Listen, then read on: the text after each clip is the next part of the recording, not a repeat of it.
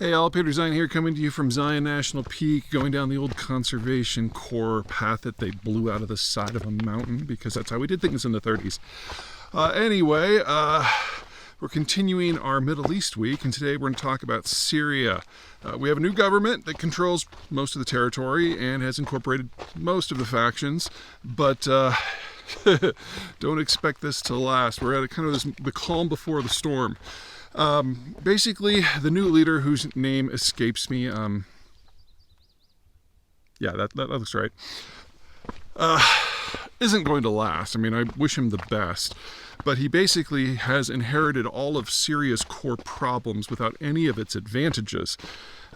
Syria is made up of a half a dozen completely different regions, different sectarian groups, different ethnic groups, different religions in different geographies, and they don't pull together. So you have your Druze on the mountain down in the south, you've got the Arabs in what we would consider the Fertile Crescent, the three big cities of Hama, Aleppo, and then the fortress city of Damascus.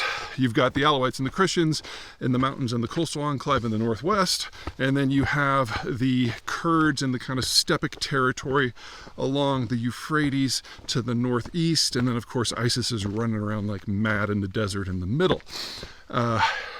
In the war before now, all of these factions were at one another's throats to some degree. There were limited alliances, at least within specific geographies, but there was really no way for the single government in Damascus to exercise their writ over the entire territory.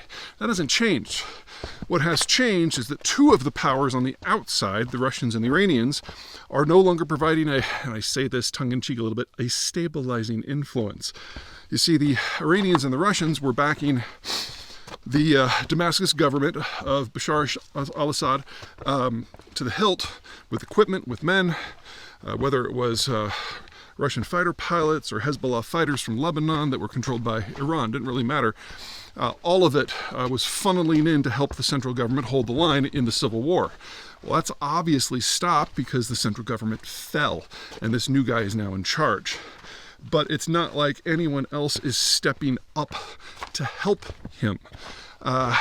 The big news recently is that the European Union and the United States have decided to drop sanctions on the Syrian government to kind of give them a chance, but they need a lot more than that if they're going to go anywhere. Also, we've had, let's just say, some weird political bedfellows in the last couple of weeks. Donald Trump actually met the new Syrian leader and shook his hand. This is a guy who was executing civilians under Sharia law less than a year ago, so, apparently we're doing that now. But the United States and the European Union made it very clear that any aid was far in the future and would be contingent on a large number of factors that are mostly outside of the central government's control. So the civil war is kind of at a pause, but don't expect that to last. Ooh, that's kind of steep. We might hug the side a little bit more. The other players that would matter, you got two local and then two further abroad. The two that are local are the Turks and the Israelis.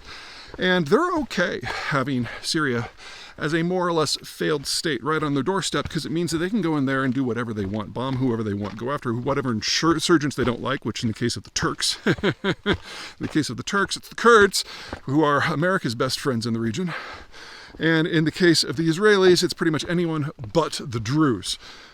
So if Syria was to consolidate into a functional state, they'd be able to resist these sort of punches, and the Israelis and the Turks are just fine the way things are right now. So having a semi-failed government and a semi-anarchic system that spins up its own internal violence for its own reasons, this is fine. Further abroad, the two big players, well, this is called a cluster of players, the Gulf states of the Persian Gulf. Most notably, the three that are most heavily involved are Saudi Arabia, which tends to support the Sunnis, Qatar, and the United Arab Emirates, who are a little bit more free-form with their assistance. The three powers do not see things the same way. They back different factions at different times for different reasons, and now that everything's kind of in flux, they're kind of sitting on their hands. Funny thing, when Donald Trump was going on his make up with terrorists campaign in the Middle East, he stopped in Saudi Arabia and basically asked for cash to invest into the American economy because the American economy is slipping into a recession that Donald Trump's tariff policies have caused. And the Saudis basically said, yeah, you make it whatever number you want in your PR campaign. We're not going to give you even a third of that, and we're not giving anything to Syria that is not specifically backing our interests until such time that you come up with a security plan for the place. So everyone's just kind of sitting on their hands and waiting for the other shoe to drop. And in Syria, you probably will not have to wait soon. Just keep in mind that should this new government actually start to consolidate, the two countries that are closest with the most military forces available and the most to lose, Turkey and Israel, are certain to take actions. So anarchy, semi-formed anarchy, is probably the best we're going to get.